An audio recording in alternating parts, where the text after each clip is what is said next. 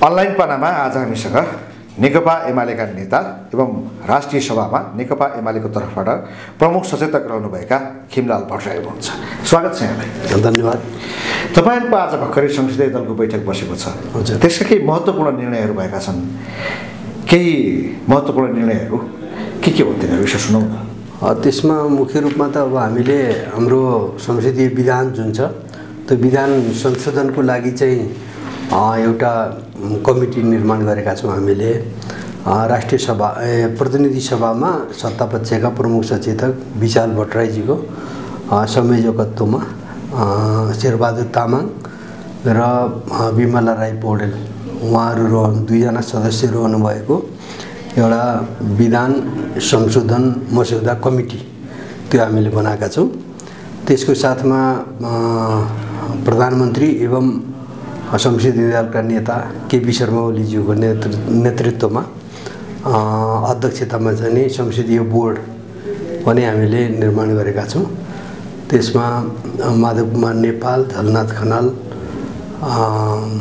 अनि प्रतिनिधि सभामा प्रमुख सचेतक विशाल भट्टराई, सचेतक शान्ता चौधरी अनि राष्ट्रिय सभाको प्रमुख सचेतक खिमलाल भट्टराई लगायतको चाहिँ 24 सदस्यीय हामीले एउटा संसदीय बोर्ड गठन गरेका छौँ आजको बैठकबाट। र साथमा चाहिँ हाम्रो संसदीय दलले यो दल विरुद्धमा गुटगत ढङ्गले जुन हिसाबले चाहिँ माधव नेपाल, झलनाथ खनाल कमरेडरले भेला गर्नुभएको छ त्यो भेलाको विरोध पनि संसदीय दलले गरेको छ र त्यस खालको चाहिँ गुटगत गतिविधि प्रति संसदीय दलले चाहिँ त्यसलाई विरोध गर्ने, असन्तुष्टि व्यक्त गर्ने काम चाहिँ गरेको छ। विरोध गर्ने असन्तुष्टि मात्र हो कि त्यस्तो गुटगत भेला गर्नेहरूलाई र त्यसमा सहभागी हुनेहरूलाई कारबाही पनि गर्ने निर्णय भयो? अहिले यो अलिकति विशिष्ट परिस्थिति भएको हुनाले कारबाहीको प्रक्रिया अगाडि बढिसकेको छैन। तर पनि निगरानी चाहिँ नि संसदीय दल र पार्टीले चाहिँ नि निगरानी राखिराखेकै छ र निर्देशन पनि गरेका छ यस खालको भेला नगर्नु भनेर। तर उहाँहरूले चाहिँ जबरजस्ती पार्टीको विरुद्धमा चाहिँ भेला बैठकहरू गर्ने काम गरिरहनु भएको छ। यो समयक्रममा यी सबै कुराहरू कारबाहीको विषयवस्तु बनि नै हाल्छ। पार्टी एउटा अनुशासनबाट चल्ने हो। पार्टीको आफ्नो विधान छ, आफ्नो नीति छ, कार्यक्रम छ, सिद्धान्त छ।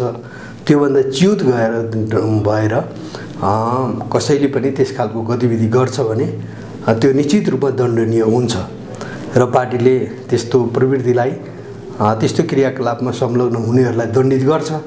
तर अहिले भर्खरै त्यो भेलामा उपस्थित भएको सन्दर्भमा आजको बैठकबाट कसैलाई कारबाही गरिएको छैन।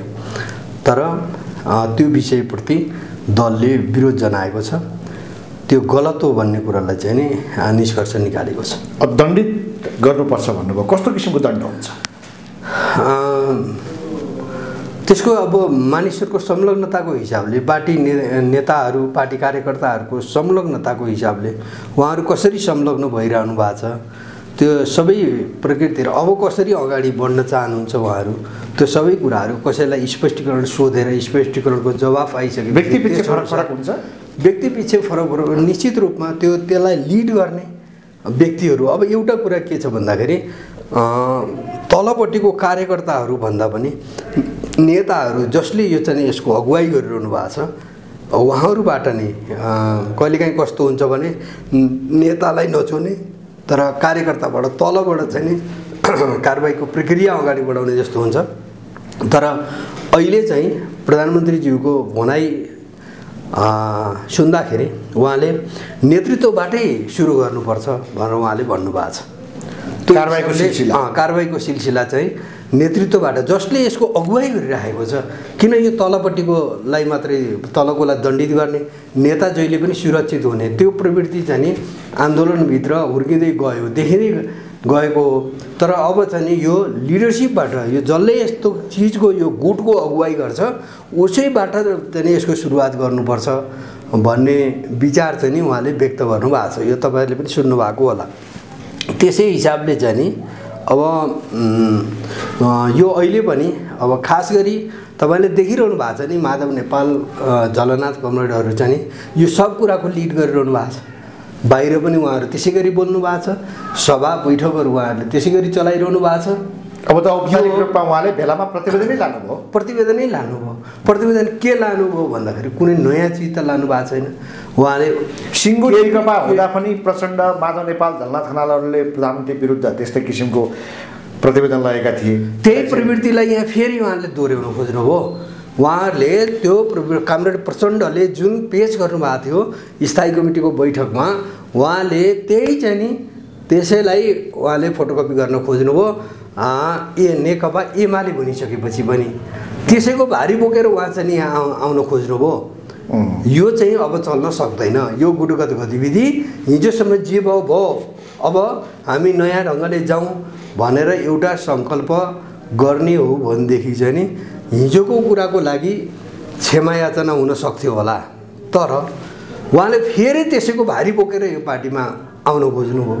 यसले चाहिँ नि अन्तर्विरोध पैदा गर्यो। यो प्रधानमन्त्रीज्यूको नेतृत्वबाटै कारबाहीको सिलसिला सुरु गर्नुपर्छ भन्ने धारणा र तपाईँले पनि प्रश्न भनिसक्नुभयो कि उहाँले नै गुट चलाउनु भएको हो। तर विरोधाभासपूर्ण कहाँ भयो भने तपाईँहरूले त ती दुईजना पात्र जसले गुटको नायकत्व लिनुभएको छ उहाँहरूलाई संसदीय बोर्डमा राखेर पुरस्कृत गर्नुभयो नि त। होइन, संसदीय बोर्डमा अब उहाँहरू पार्टीको हामीले एउटा कुरा के तपाईँले हेर्नुहोस् भने विगतदेखि अहिलेसम्म हामीले कसैलाई निष्कासन गरेको त छैन, कसैलाई पनि कारबाही गरेर निकालेको छैन। त्यो काम त उहाँहरूले गर्नुभएको छ।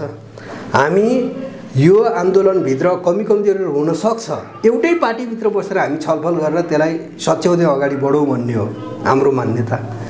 तर उहाँहरूले के गर्नुभएको छ, दण्डित गरेर मान्छेलाई भित्तामा पुर्याउने काम गर्नुभएको छ। त्यो हिजो प्रचण्डले पनि त्यही गर्नुभयो। प्रचण्ड, माधव नेपाल, झलनाथ कमरेडहरू उहाँहरू मिलेर त्यही काम गर्नुभयो। अहिले पनि उहाँहरूले त्यही प्रवृत्ति चाहिँ गर्न खोज्दै हुनुहुन्छ, कमरेड माधव नेपाल, झलनाथ खनालले। तर हामीले न हिजो कसैलाई निष्कासन गरेका थियौँ, न अहिले कसैलाई निष्कासन गरेका थियौँ। अहिले पनि हाम्रो कोसिस के हो भन्दाखेरि चाहिँ नि उहाँहरू पार्टीको सिनियर, नेकपा एमालेको सिनियर नेता त हुँदै हो नि, वरिष्ठ नेता त हुँदै हो, हामीले हटाएको त छैन। वरिष्ठै गयो, पार्टीको निर्देशन विरुद्ध गयो, गुटहरू चलाउन थाल्यो भने त प्रधानमन्त्रीज्यूको इच्छा अनुसार नेतृत्वबाट कारबाही गर्ने भन्ने कुरा त त्यो त लागू भएको देखिएन। उल्टो उहाँहरूलाई पुरस्कार दिने काम, संसदीय बोर्डमा राख्ने काम। यसलाई पुरस्कार पनि नठानौँ, यसलाई के भने कारबाही उहाँहरू यो एउटा गल्ती गर्नुभएको छ। यो के हुन्छ भन्दाखेरि एउटा जिम्मेवारीमा रहेको व्यक्तिले, केपी ओली भनेको त यो पार्टीको अध्यक्ष हो, देशको प्रधानमन्त्री हो, सचिने मौका दिन्छ, सचिने मान्छेलाई सचिने मौका दिन्छ।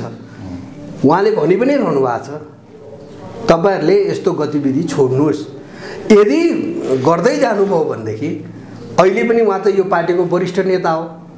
वरिष्ठ नेता हुनुको नाताले उहाँहरू सांसद पनि हो, वरिष्ठ नेता पनि हो। त्यस हिसाबले चाहिँ संसदीय बोर्ड बनाइरहँदाखेरि उहाँहरूलाई राख्नु उपयुक्त हुन्छ भन्ने दलले ठान्यो, उहाँहरू रहनुभयो। तर यति राख्दा राख्दै उहाँहरूले यदि चाहिँ फेरि पनि त्यस्तै खालको गतिविधि गर्नुभयो भने त्यो कारबाहीमा पर्ने निश्चित छ। त्यसमा कुनै चाहिँ उहाँहरूले छुट पाउने कुरा होइन। यो त एउटा लिडरसिपले चाहिँ नि ब्रोड एउटा सेन्समा चाहिँ एउटा यो पार्टीको एकतालाई जोगाउने कष्टमा यो पार्टी एकीकृत ढङ्गले जाओस्, सबै हामी चाहिँ मिलेर फेरि पनि यो आन्दोलनलाई अगाडि बढाउँ भन्ने एउटा पवित्र मनसायको हिसाबले चाहिँ यो सब भइरहेछ। दण्डित गर्ने कुरा त उहाँहरूले गल्ती त गरि नै सक्नु भएको छ, त्यसमा कुनै छैन। अब पार्टीको जहाँसम्म यहाँले कुरा निकाल्नुभयो, यो एकता सबैले भन्छन्, उहाँहरूले पनि एकतै भन्नुहुन्छ। तर एकताको निम्ति उहाँहरूलाई चाहिँ ओली मुक्त एमाले चाहियो। ओली किन मुक्त हुनु पर्यो? ओली, केपी ओलीले यो पार्टीमा यो आन्दोलनमा के गल्ती गरेर केपी ओलीलाई हटाउनु पर्यो? सरकारमा रहेर केपी ओलीले गरेको के? संविधानको कार्यान्वयन गरेको, संघीयताको कार्यान्वयन गरेको, देशको राजनीतिलाई विकास र समृद्धिमा केन्द्रित गरेको हो, राष्ट्रिय स्वाधीनतालाई बलियो बनाएको हो, राष्ट्रियतालाई मजबुत बनाएको हो, विकासको चाहिँ एउटा लहर सिर्जना गरेको हो। यही गरे बापत केपी ओलीलाई कारबाही गरेर निकाल्नुपर्ने? के कारणले केपीओलाई हटाउनु पर्ने तपाईँ भन्नुहोस् त। अब उहाँहरूको त 19-20 पेजका त्यत्रा प्रतिवेदनहरू त सबै झुटको पुलिन्दा उहाँहरूले आफ्नो विगतलाई अलिकति हेर्नुभयो भने त्यो कुरा क्लियर भइहाल्छ नि। उहाँहरू पनि प्रधानमन्त्री भएको मान्छे हो, पार्टी प्रमुख भएर माधव नेपालले नै 15 वर्ष चाहिँ यो पार्टीमा चाहिँ पार्टी सञ्चालन गर्नुभएको हो, नेतृत्व गर्नुभएको होइन। कामरेड प्रचण्डले 30औं वर्ष पार्टी चलाउनु भयो, दुई पटक प्रधानमन्त्री हुनुभयो। देखाउने चिज मैले देशलाई यो गरेँ भनेर देखाउने चिज कुनै उहाँहरूले पनि भन्दा भइहाल्छ नि। एउटा कुरा जो फागुन 28 गते प्रधानमन्त्रीज्यूले जो निर्णय गरिदिनु भयो, निर्वाचन भएबाट आएका महासचिव र आफू बाहेक सबैलाई विघटन गरिदिने, त्यो मात्रै पनि फिर्ता हुने हो भने संवादको ठाउँ रहन्छ। कहाँ विघटन गर्नु, कहाँ उहाँहरूको पोस्टहरू जहाँको त हिँड्छन्। कामरेड वामदेव गौतम उपाध्यक्ष हो, उहाँ उपाध्यक्ष हुनुहुन्छ, अरू केही नेताहरू सचिव हुनुहुन्छ, उहाँहरू सचिव हुनुहुन्छ, उपमहासचिव। विघटन गरेको निर्णय फिर्ता लिएको हो, विघटन गरेकै होइन नि, उहाँहरूलाई त हटाएकै छैन, केही जिम्मेवारी मात्रै। यो सङ्क्रमणकालीन अवस्थामा नेकपा एमाले भयो, हिजो नेकपा एमाले विघटन गरियो, दुईटै पार्टी एकताको क्रममा त दुईटै पार्टी विघटन भएको थियो। अब फेरि हामीले नेकपा एमाले बिउताउनु पर्यो र अब यो बिचमा चाहिँ नि उहाँहरू चाहिँ भर्खरै बिदाबारी भएर पेरिस डाँडाबाट निस्किनु भएको थियो होइन। यो बिचमा चाहिँ नि अब जिम्मेवारी त लिनु पर्यो नि भन्ने हिसाबले प्रदेशको प्रमुखहरू र प्रदेशको अध्यक्ष सचिव केही विभागीय जिम्मेवारीमा हेरफेर पनि धेरै हेरफेर पनि भएको छैन।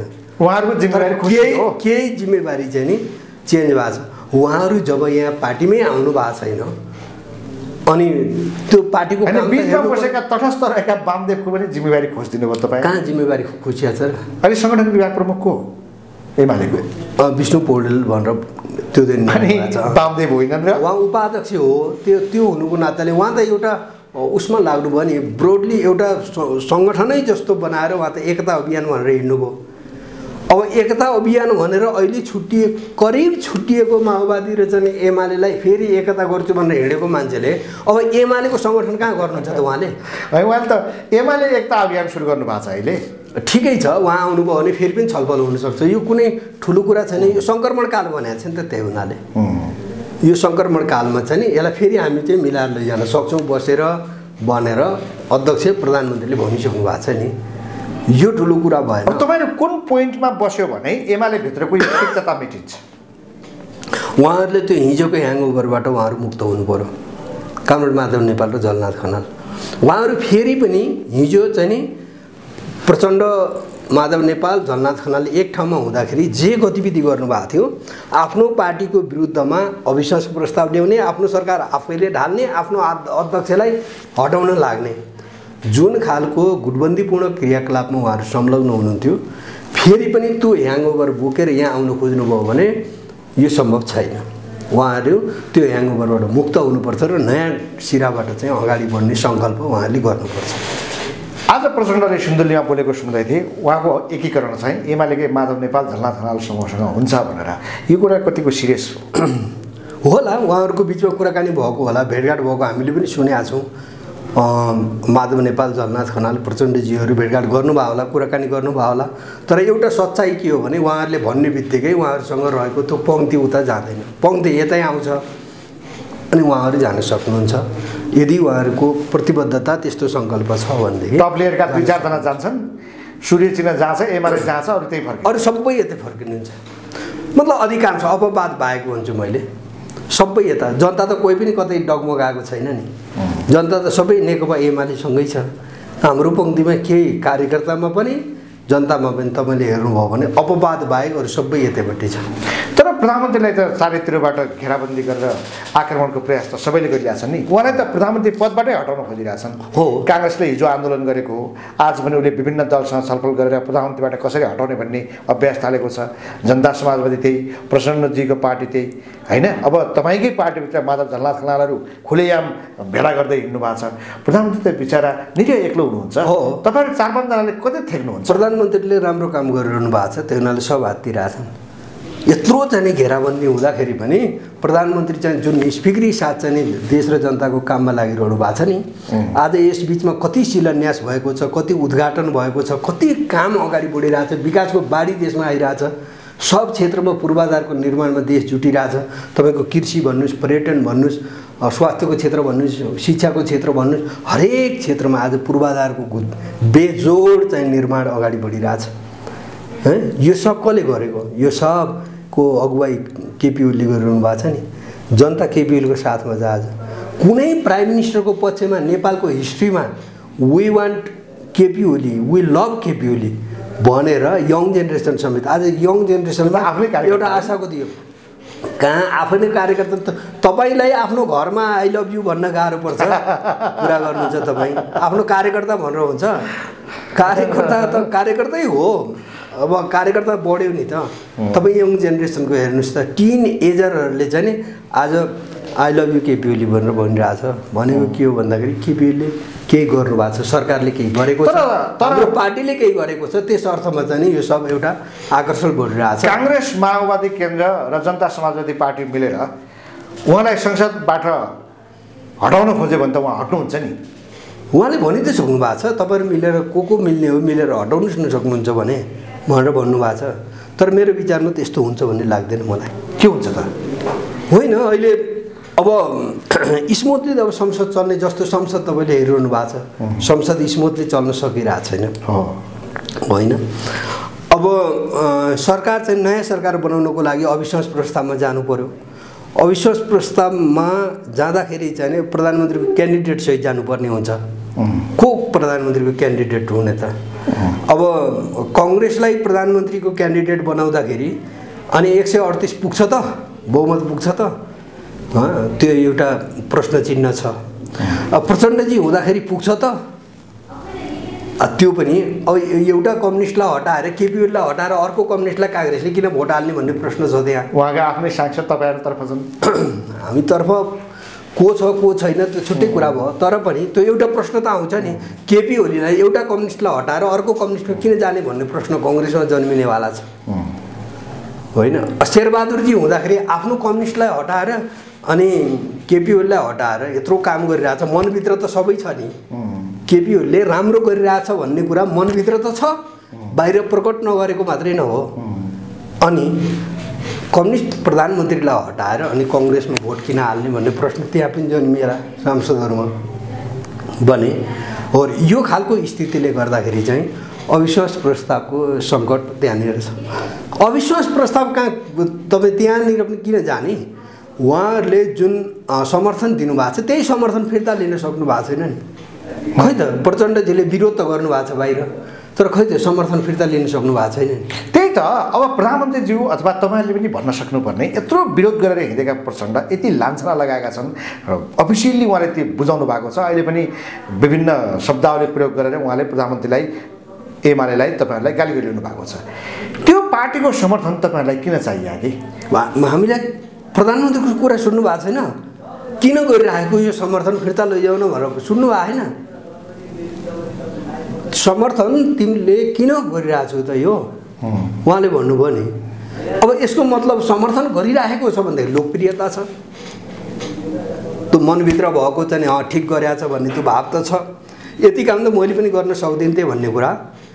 इन्डियासँग आँखा जुदाएर, चाइनासँग आँखा जुदाएर चाहिँ नि अन्तर्राष्ट्रिय सम्बन्धलाई डेभलप गर्ने, राष्ट्रिय स्वाधीनताको पक्षमा कुनै अस्वाभाविक कदम प्रधानमन्त्रीले चाल्छन् भन्ने एउटा त्रास रहेछ कि उनीहरूमा समर्थन फिर्ता लिने हो भने? उहाँले विश्वासको मत लिन्छु भन्नुभएको छ नि। उहाँहरूलाई डर के छ भन्दाखेरि अर्को कसैले समर्थन गरिदिन्छ अनि 1 वर्ष कन्टिन्यू सरकार जान्छ भन्ने डर छ। जनता समाजवादी दाउपिच गर्दै हुनुहुन्छ उहाँ। जनता समाजवादीसँग तपाईँहरू केही क्वेसन मिलिरहेको होइन? मधेसको हितको पक्षमा उहाँहरू लाग्नु भएको छ भनेदेखि त कसले गरेछ त? मधेसको यति डेभलपमेन्ट, मधेसमा यो बजेटको फ्लो कसले गरेछ? मधेसको कृषिको विकास, मधेसको सदरमुकामको विकास, मधेसको चाहिँ तमाम इन्फ्रास्ट्रक्चर यति गर्ने अर्को कुनै प्रधानमन्त्री वा अर्को कुनै सरकार थियो वा अहिले चाहिँ जुन कम्पोजिसनको कुरा भइरहेछ कसैले गर्ला भन्ने चाहिँ त्यो विश्वास गर्ने आधार छ? यही सरकारले गरिरहेछ नि। उहाँहरू मधेस र मधेसी जनताप्रति प्रतिबद्ध हुनुहुन्छ भन्दै त हामीलाई समर्थन गर्नुको विकल्प छ भन्ने लाग्दैन। सिङ्गो जसपाले समर्थन गर्छ त? उहाँहरू एउटा निर्णयमा पुग्नु होला। सिङ्गोले गर्छ गर्दैन थाहा छैन, तर अधिकांशले गर्नुहुन्छ। त्यही पार्टीभित्रका सङ्घीय परिषदका अध्यक्ष छन् पूर्व प्रधानमन्त्री डाक्टर दुईजना बाबु र उपेन्द्र यादव उहाँहरू विरोध गर्दै हिँड्नु भएको छ, त्यो उहाँहरूको कुरा हो। तर पार्टीले जब डिसिजन गर्छ त्यति बेला चाहिँ नि उहाँहरूले पार्टीमा जब बहस हुन्छ त्यति बेला मेरो विचारमा मधेस केन्द्रित दलका सांसदहरूले यो मधेसमा हामी जुन काम गरेर अगाडि बढिरहेछौँ, मधेसी भूगोल मधेसी जनताको लागि चाहिँ जुन विकासको एउटा चाहिँ प्रक्रियामा त्यो भूगोल सहभागी बनिरहेछ, अहिले राज्यको यथेष्ट ध्यान गइरहेछ। यस बेलामा हामीलाई समर्थन नगरेर अन्त उहाँहरू जानुहुन्छ भन्ने लाग्दैन। उहाँहरूलाई त मधेसको विकासमा एमाले के गर्यो अथवा ओली सरकारले के गर्यो भन्नुभन्दा पनि उहाँहरूलाई त आफ्ना 3-4वटा मुद्दाहरू सम्बोधन चाहिएको छ। संविधान संशोधनका कुरा छन्, रेशम चौधरी लगायत त्यो थुनामा परेका कार्यकर्ताको रिहाइका कुरा छन्, त्यो चिज तपाईँले पुरा गर्नुहुन्छ? यो सबै कुरामा कानुन अनुसार जाने हो, संविधान कानुन अनुसार जाने हो। संविधान र कानुनले चाहिँ नि के भन्छ त्यो चिजलाई हामीले हेर्नुपर्ने हुन्छ। हो, उहाँहरूले भनिरहनु भएको छ त्यो चिजलाई सरकारले गम्भीरतापूर्वक लिएको छ, छलफल चलि नै रहेछ। तर हामी कानुन र संविधानभन्दा बाहिर हामी जान सक्दैनौँ, हाम्रा स्थापित मान्यताहरूभन्दा बाहिर। राजनीतिक रूपमा हाम्रो कुराहरूलाई हेरिदिनु पर्यो भन्ने कुरा छ, त्यो कुरा ठिक हो। तर हामीले भन्ने बित्तिकै हामीले भनेको चिज हामीले राजनीतिक निर्णय नै गरेका थियौँ नि संसद विघटन गर्ने, तर अदालतले चाहिँ नि मानेन, अदालतले फरक खालको फैसला गरिदियो। हामी त्यो मान्न विवश छौँ नि, आफैले गरेको कुरालाई त्यसको विरुद्धमा फैसला हुँदाखेरि त्यसलाई शिरोधार्य गरेर हिँड्न हामी बाध्य छौँ भने कतिपय मुद्दा मामिलाहरूको विषयमा चाहिँ हामीले भन्ने बित्तिकै हुन्छ भन्ने कुरा छैन। सरकारले भन्ने बित्तिकै मानौ कि कसैको मुद्दा फिर्ता लिने कुरा भयो होइन, उहाँको मुद्दा फिर्ता लिने भन्ने बित्तिकै अनि अदालतले त्यो कुरालाई अस्वीकार गरिदियो भने त्यो कार्यान्वयन हुँदैन हो। यस्ता चिजहरू छन् उहाँहरूका एजेन्डा, उहाँको एजेन्डामा सरकार गम्भीर छ, एकदमै बहस संवाद भइ नै रहेछ। तर त्यसलाई चाहिँ नि संविधान र कानुनसम्म ढङ्गले चाहिँ टुङ्ग्याउनु पर्ने हुन्छ। त्यो व्यवहारिकतामा उहाँहरू पनि जानुहुन्छ भन्ने मलाई लाग्छ। अब अर्को के भने अघि नै मैले प्रयोग गरेको थिएँ एउटा शब्द अस्वाभाविक कदम चाल्ने भन्ने, त्यो चाहिँ राष्ट्रपतिले आह्वान गर्नुभएको सर्वदलीय बैठकमा प्रधानमन्त्रीले फेरि संसद विघटनको कुरा निकाल्नु भएको रहेछ। के मुलुक फेरि त्यतातर्फ जान्छ? होइन, संसद विघटनको कुरामा चाहिँ उहाँले प्रसङ्गवश यस्तै हुन्छ भनेर त्यहाँ त अब जसले पहिलो दिनको कार्यसूची भनेको खास गम्भीर प्रकृतिको कुनै विषयवस्तु त्यहाँ थिएन। एउटा श्रद्धाञ्जली दिने कुरा थियो, एउटा राष्ट्रपतिको पत्र पढ्ने कुरा थियो, एउटा चाहिँ त्यो संवैधानिक व्यवस्था अन्तर्गत चाहिँ अध्यादेशहरूलाई पहिलो बैठकमा चाहिँ त्यहाँ टेबल गर्नुपर्ने हुन्थ्यो, त्यही टेबल गर्ने कुरा थियो, त्यो संविधानमा उल्लेख भएको कुरा थियो होइन।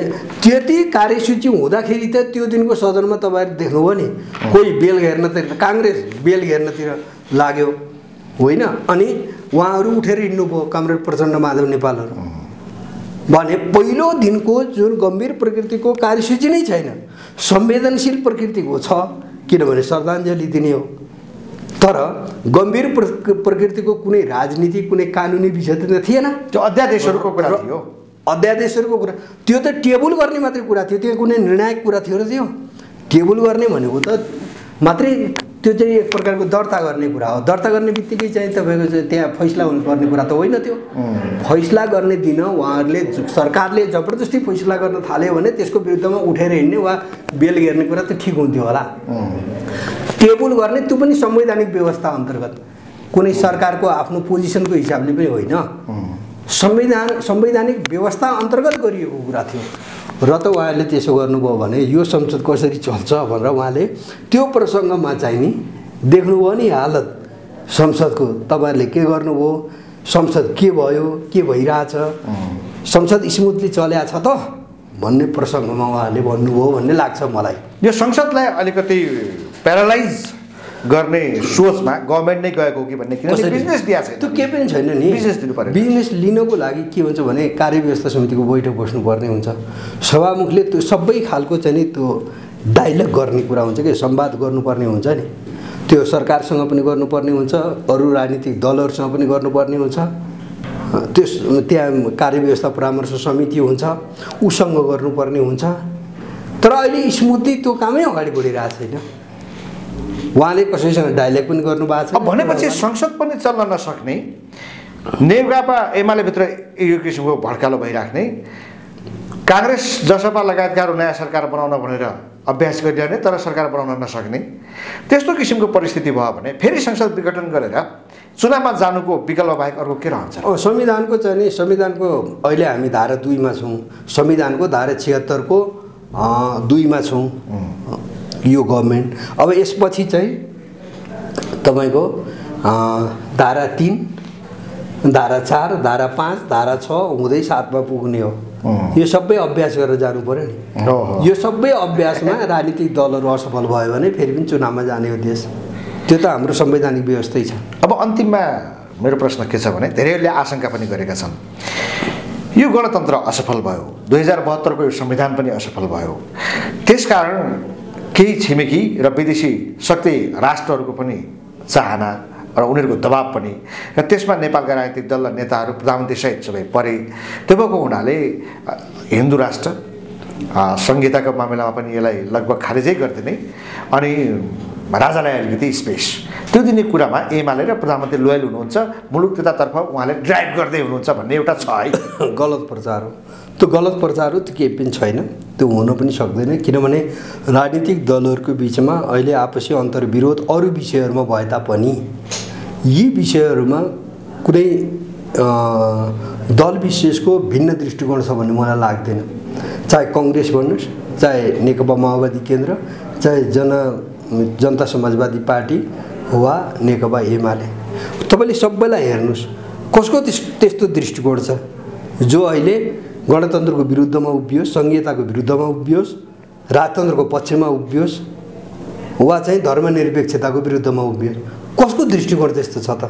भनेपछि राष्ट्र संस्था र हिन्दू राष्ट्र कायम गराउनुको निम्ति जो प्रधानमन्त्रीमाथि शङ्का गरिँदैछ त्यो बिल्कुल गलत हो। यो अहिले हामीले आन्दोलनबाट जुन उपलब्धि हासिल गरेका छौँ त्यसलाई संस्थागत गर्ने कुरा मात्रै हुन्छ, अरू केही कुरा हुँदैन। र व्यवस्थामाथि कुनै चाहिने व्यवस्था कमजोर भयो त्यो भन्ने कुरा त्यो गलत कुरा हो। हिजो हाम्रो व्यवस्था कमजोर कसरी हुन्थ्यो भन्दाखेरि जब हामीले आर्थिक मुद्दालाई केन्द्रबिन्दुमा राखेर परिवर्तन पछाडिका सरकारहरू हिँड्न सक्दैन थिए आर्थिक सामाजिक मुद्दाहरूलाई लिएर, त्यति बेला चाहिँ नि जनतामा एउटा फ्रस्ट्रेसन पैदा हुन्थ्यो। तर आज स्थिति त्यो होइन हो। हाम्रा गतिविधिहरू सम्पूर्ण गतिविधिलाई जनताले रुचाएका छन् यस्तो कुरा होइन। तर आज त जनताले विकास त प्राप्त गरेका छ नि, विकासको बाटोमा देश त अगाडि बढेको छ नि। र हामीले हाम्रो राजनीतिलाई अर्थतन्त्रसँग जोडेर अगाडि बढ्दैछौँ, आर्थिक सामाजिक रूपान्तरणसँग जोडेर अगाडि बढाउँदैछौँ। यसले नै गणतन्त्रलाई बलियो बनाउँछ, यसले नै हाम्रो लोकतन्त्रलाई बलियो बनाउँछ र परिवर्तनबाट प्राप्त उपलब्धिहरूको संस्थागत विकास गरेर अगाडि लैजान्छ। त्यही काम आज सरकारले गर्दैछ र यी मुद्दाहरूको सन्दर्भमा चाहिँ कुनै पनि राजनीतिक दलले फरक दृष्टिकोण राखेको छैन र यहाँनिर कुनै त्यस्तो क्वेसन उठ्यो भनेदेखि फेरि हामी एक ठाउँ हुने स्थिति बनि नै हाल्छ। अब अन्तिममा प्रचण्डसँग एकता भएर नेकपा त बनेको हो, फेरि वाम एकताको कुराहरू चलिरहन्छ। प्रचण्डसँग फेरि हिजो जस्तै नेकपा बनाएर अथवा एक ठाउँमा उभिने सम्भावना छ? राजनीतिमा अनेक खालका सम्भावनाहरू हुन्छन्, तर अहिले तत्कालको लागि भन्नु छ भने यो कम्युनिस्ट आन्दोलनको एकीकरणको प्रक्रिया चाहिँ हाम्रो जारी नै रहन्छ। तर अहिले भर्खरै चाहिँ नेकपा माओवादी केन्द्र र हामी एउटै पार्टी भएर जाने स्थिति बन्दैन। भविष्यमा हुनसक्छ? भविष्यमा त निश्चित रूपमा किन नहुन। प्रचण्डसँगै प्रचण्ड नेतृत्वको नेकपा माओवादीसँग एकताको सम्भावना हुनसक्छ? प्रचण्डसँग पनि हुनसक्छ, हुनै सक्दैन भन्ने कुरा भएन। राजनीति त सम्भावनाको खेल हो। कमी कमजोरी स्वीकार गर्ने बित्तिकै त त्यो भइहाल्छ नि। आजको दिनमा पनि कामरेड प्रचण्डले 19 बुधे जुन हाम्रो विरुद्धमा प्रधानमन्त्रीको विरुद्धमा चाहिँ नि जुन प्रतिवेदन पेश गर्नुभएको छ त्यो फिर्ता लिएर जे भयो गलत भयो अब मिलेर जाउँ भन्दाखेरि त फेरि जाने ठाउँ छँदैछ नि। त्यो हो भने मिल्ने ठाउँ हुन्छ, मिल्ने ठाउँ भइहाल्छ नि। कमी कमजोरी स्वीकार गर्ने बित्तिकै तमाम मिल्ने ठाउँ छँदैछ नि। हुन्छ, हस्, धेरै धन्यवाद। हस्, थ्याङ्क यू।